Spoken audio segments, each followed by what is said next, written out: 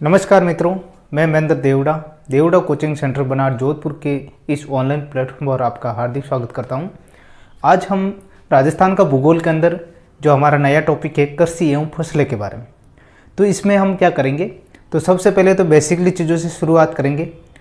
उसके बाद में कृषि से संबंधित जो वैज्ञानिक नाम है और किस में कौन कौन सी है, जलवायु, हर चीज़ के बारे में हम संपूर्ण करेंगे डिटेल के माध्यम से। जो प्रश्न पूछने लायक है उस पर चर्चा करेंगे।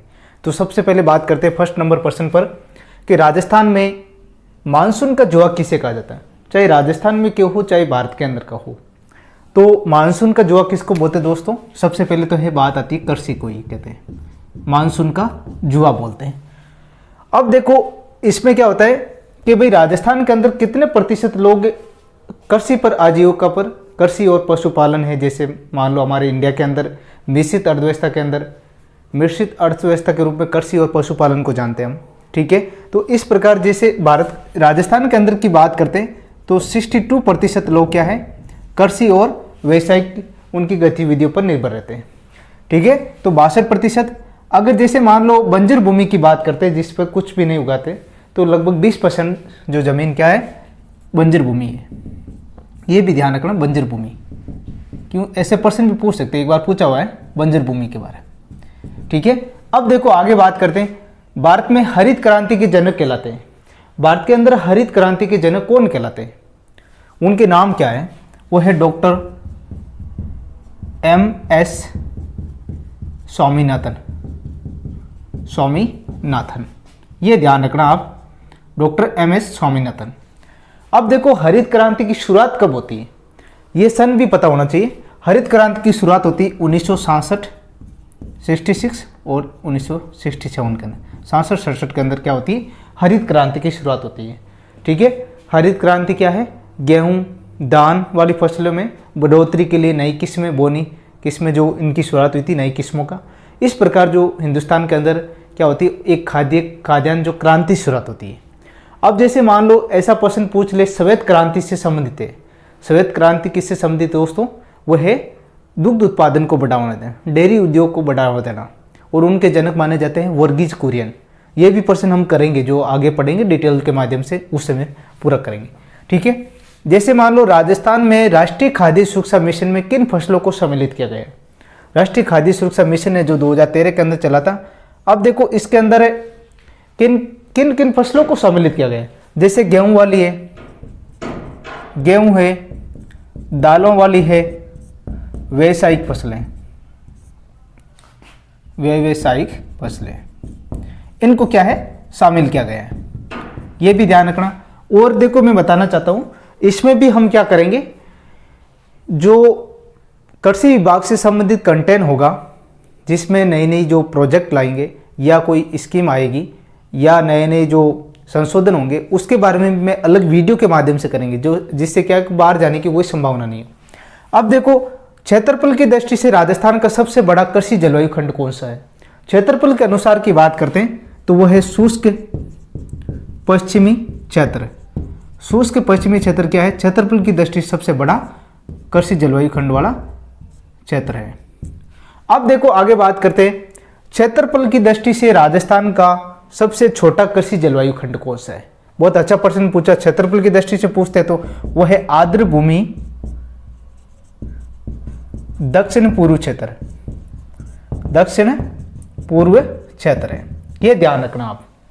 अब देखो चौमासे की फसल के रूप में किस नाम से जानते हैं? चौमासे की फसल के रूप, सबसे पहले तो ये फसलें की जो प्रकार के बारे में बात करें, जैसे रबी वाली है, खरीफ वाली है, जायद वाली फसलें, इसमें लोग क्या होता है, कंफ्यूज हो जाते हैं। उनको एक ट्रिक से याद रख लो, मेन चीजें, जैसे रख लो जाखर, एक ऐसे नाम याद रख लो, जाखर। अब देखो जाखर में क्या है, जैसे जायद वाली फसल है, सबसे पहली स्टार्टिंग में सबसे पहले जायद वाली फसल आती है दोस्तों, जिसमें ककड़ी है, तरबूज वाली, जो गर्मियों के अंदर है, आप लोगों को सबको पता ही है। अब देखो ख, फिर बाद में गर्मी के बाद में क्या आती, वर्षा ऋतु आती, ख यानी खरीफ वाली फसल। उसके बाद में गर्मी के बाद में क्या आएगी, जो गर्मी के बाद में बरसात, बारिश के बाद में क्या होती है, सर्दी ऋतु यानी रबी वाली फसलें। ये ध्यान रखना आप, ठीक है।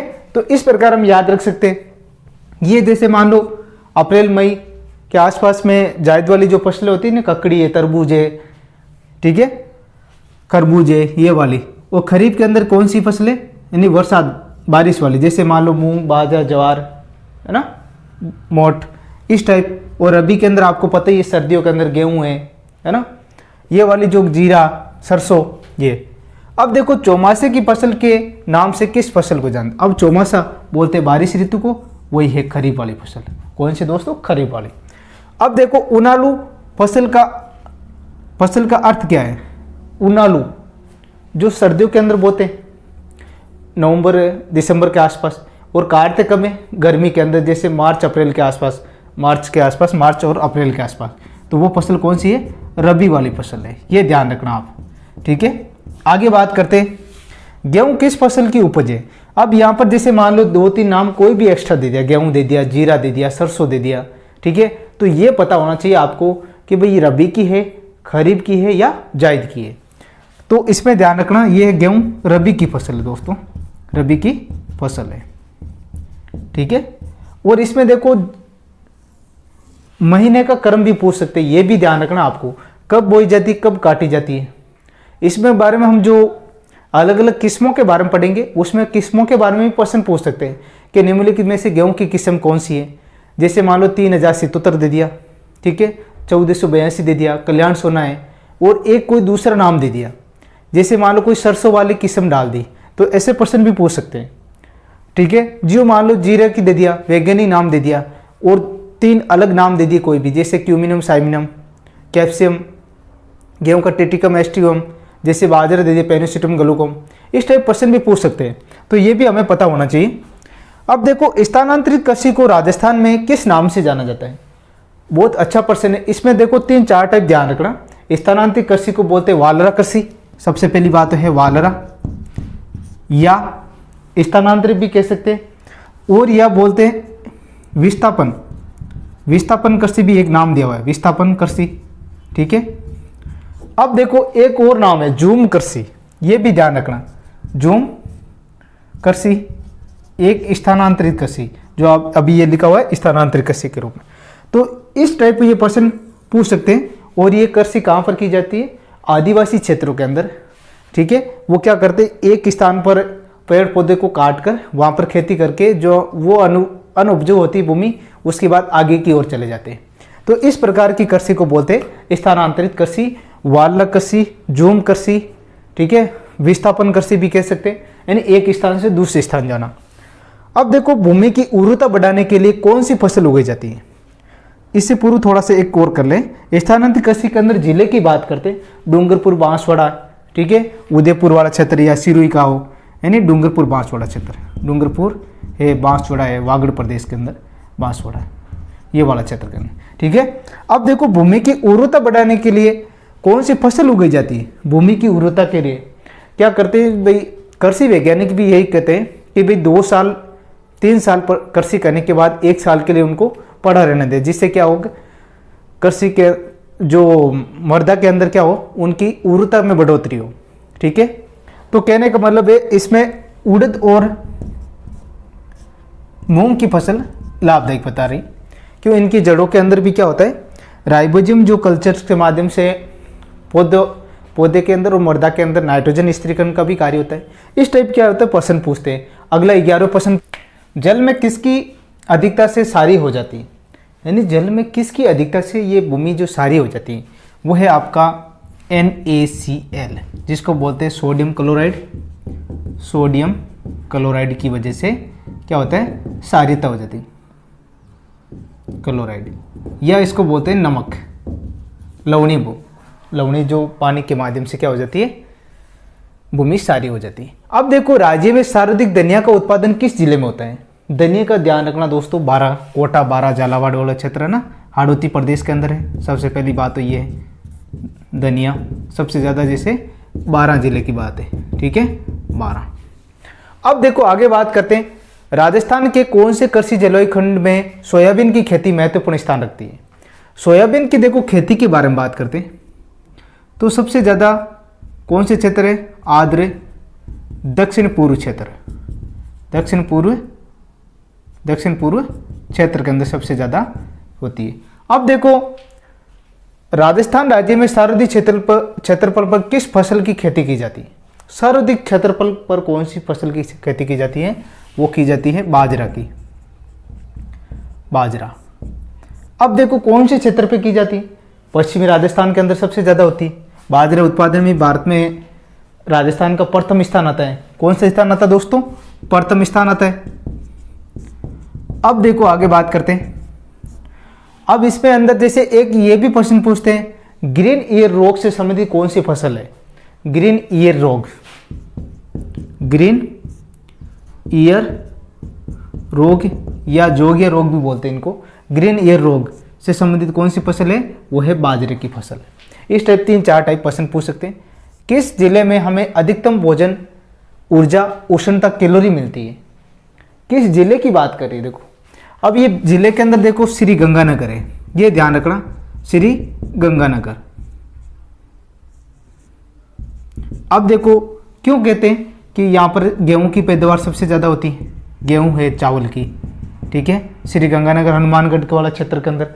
और कपास की भी होती है यहाँ पर सबसे ज़्यादा पैदावार, तो इसलिए यह उष्णता कैलोरी के रूप में इनको जानते हैं। और गेहूं का भंडार, अन्न भंडार भी कहते हैं इन जिलों को, अन्न भंडार वाला जिला भी कहते हैं, अन्न भंडार, ठीक है। इस टाइप प्रश्न भी पूछ सकते हैं। बढ़िया किस फसल का ग्रामीण भाषा का नाम है? बढ़िया बोलते हैं कपास की फसल को, जो आपको बताई दिया अमेरिकन कपास वाला ये क्षेत्र है, श्री गंगानगर हनुमानगढ़ वाला क्षेत्र, तो कपास को बोलते हैं। और कपास का अगर वैज्ञानिक नाम की बात करते हैं तो कौन सा है? कपास Gossypium species, Gossypium species, Gossypium species, ठीक है। अगर कुल की बात करते हैं कौन सा है? मालवेसी कुल है। किस खुशबूदार उपज के लिए नागौर प्रसिद्ध है? किस खुशबूदार उपज के लिए नागौर प्रसिद्ध है? ये है आपका मेथी के लिए, हरी मेथी जो पान वाली मेथी है उनके लिए प्रसिद्ध है। अब जैसे नाम का पूछ ले, यहाँ पर भी क्षेत्र है जैसे ताउसर की है, इस टाइप ये प्रश्न पूछ सकते हैं। किस खुशबूदार है? हरी मेथी जो पान मेथी है उनके लिए प्रसिद्ध है। अब देखो राजस्थान में अफीम का उत्पादन किन जिलों में होता है? अफीम का देखो उत्पादन की बात करते हैं तो चित्तौड़गढ़ है, झालावाड़ के आसपास का क्षेत्र है, झालावाड़ है, कोटा, ऐसे मतलब नाम सीक्वेंस के अंदर ज़्यादातर चित्तौड़ के अंदर ही है, जो एमपी की सीमा के पास में पड़ता है, मध्य प्रदेश की। और देखो अफीम का जैसे मान लो 1-2 बार एग्जाम के अंदर इनका वैज्ञानिक नाम भी पूछा हुआ है। अफीम के जो वैज्ञानिक नाम क्या है? पेपेवर सोमनिफेरम, ये भी ध्यान रखना आप। कौन सा नाम है? पेपेवर सोमनिफेरम, सोमनिफेरम, पेपेवर सोमनिफेरम के रूप में इनको जानते हैं। अब देखो इसबगोल उत्पादन में प्रसिद्ध जिला कौन सा है? इसबगोल है, जीरा है, टमाटर है, इनके लिए प्रसिद्ध जिला कौन सा है? वो है जालोर। कौन सा दोस्तों? जालोर। जालोर जिला क्या है? इसबगोल के अंदर प्रसिद्ध है। इसबगोल को स्थानीय भाषा में घोड़ा जीरा भी बोलते हैं। घोड़ा जीरा, इसबगोल, इनका जो मेन उपयोग कहाँ पर किया जाता है? आयुर्वेदिक दवाइयाँ बनाने के लिए, ठीक है। अब देखो राजस्थान में माही कंचन, माही धवल, मेगा किस्में, ये किससे संबंधित है? कौन सी फसल से संबंधित है? ऐसे प्रश्न पूछ सकते हैं। ये किससे दोस्त? माही कंचन, माही धवल, यह है मक्का की फसल से संबंधित है, मक्का की फसल। अब ऐसे प्रश्न हम क्या करेंगे? किस्में वाले भी करेंगे आगे, जो वीडियो के अंदर अलग अलग पार्ट्स के माध्यम से करेंगे। आज अभी यहीं तक कर लें, फिर अगला जो भाग 2 होगा उसके अंदर हम डिटेल से वापस करेंगे 20-25%। इस टाइप जो प्रश्न बैंक रोजाना करते रहेंगे हर रोज, ठीक है। मिलते हैं अगले नेक्स्ट वीडियो के अंदर, भाग 2 के अंदर। तब तक के लिए जय हिंद, जय भारत।